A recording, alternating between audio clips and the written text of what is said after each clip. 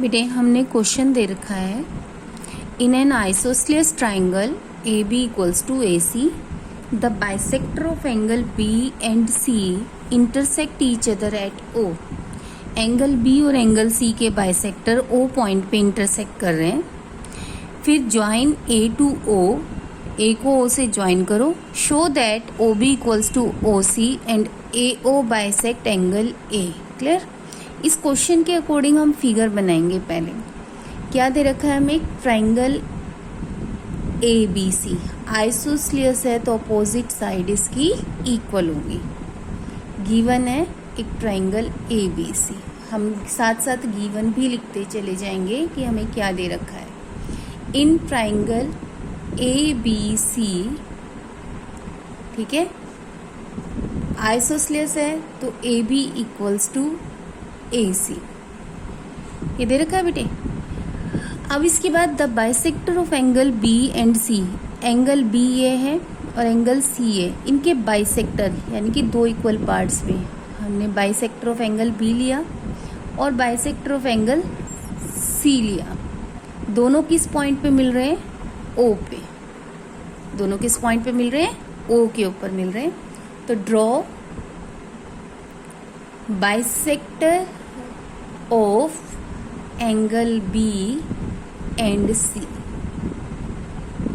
हमने bisector draw कर दिए जो ओ पॉइंट्स पे मिल रहे हैं। क्लियर? उसके बाद क्या किया हमने, ज्वाइन ए टू ओ, उसको अभी हम बाद में करेंगे, हमें ये भी ज्वाइन करना है।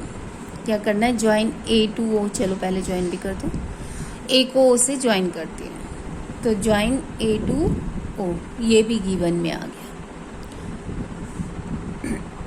अब इसके बाद हमें प्रूव क्या करना है वो लिखो। प्रूव में फर्स्ट पार्ट है O B equals to O C और सेकेंड पार्ट है ए ओ बाइसेक्ट एंगल ए। ये हमें प्रूव करना है। ठीक है बेटा, अब हम क्या करेंगे, इसका प्रूफ करेंगे। प्रूफ ये हमने पहले फिगर बना ली।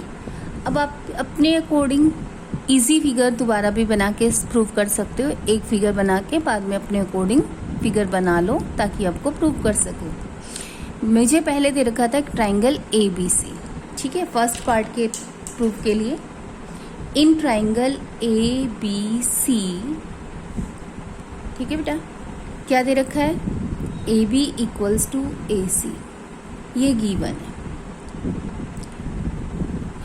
अभी हमने थ्योरम रीड की थी। थ्योरम के अंदर दे रखा था अगर साइड अपोजिट साइड्स इक्वल हैं तो अपोजिट एंगल्स भी इक्वल होते हैं। पढ़ा था हमने कि थ्योरम है आइसोस्सेलेस ट्राइंगल की, अगर ये साइड इसके इक्वल है तो ये वाला एंगल भी क्या होगा, इसके इक्वल होगा।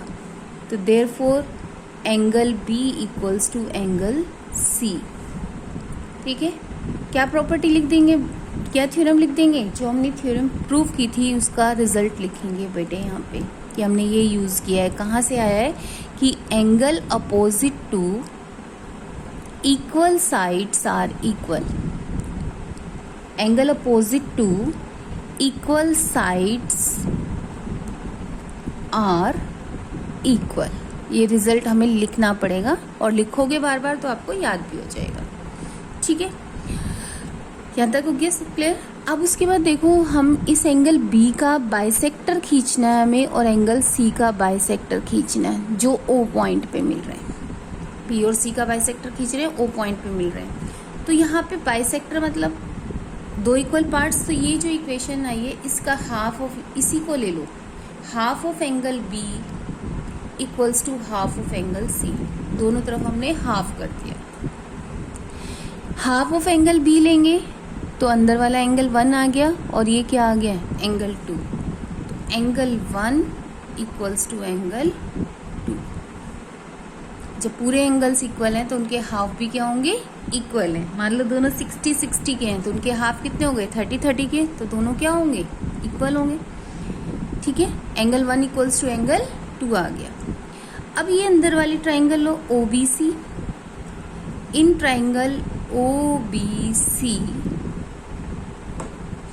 Angle 1 equals to angle 2। अभी हमने ऊपर प्रूव किया था फ्रॉम 1 से। कहाँ से आया, फ्रॉम 1 से।